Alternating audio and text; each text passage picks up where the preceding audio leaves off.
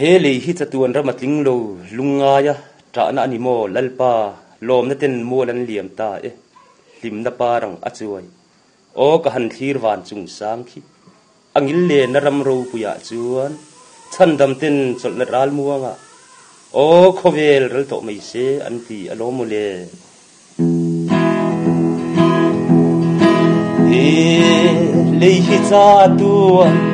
ramatling lo lungaya jana ani molal pa lom natin mualan liam ta elim na parang achuai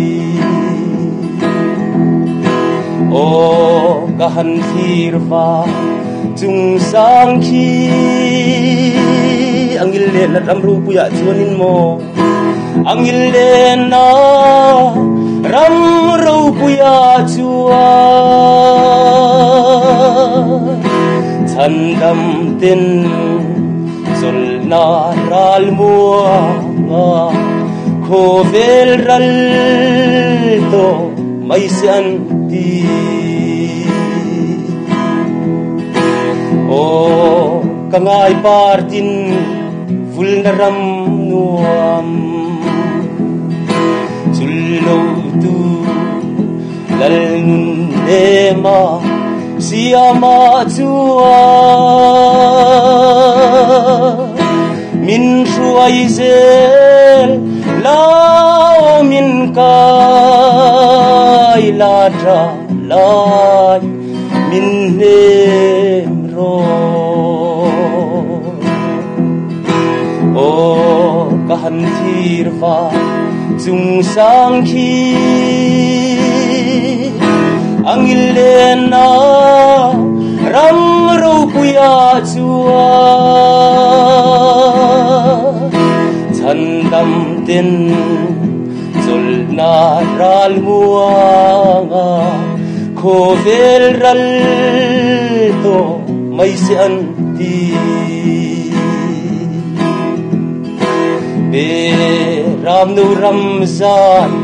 on kathin chuan lung du ka chen na reng ka ngai lo vang mangai kho ui nam tin chung tin lo na ki ma chuan o kahan thirva chung sang khi angil le na ram ro puya chua chandam tin zul na ral muanga khovel ral to mai san ti o kangai partin vulneram nuam chullo tu lalnun ema siama chua min shuai zel lao min kai la tra lai min nem ro o kahan thirva chung sang khi angil le na ram ro puya chua chandam tin zul na ral muanga khovel ral to mai san ti be ram nu ram za on kathin chuan lung du kathin na reng ka ngai lu wanga mo lung du ka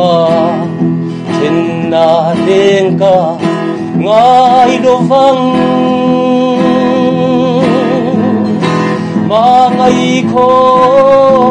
ui nam tin chung tin lom na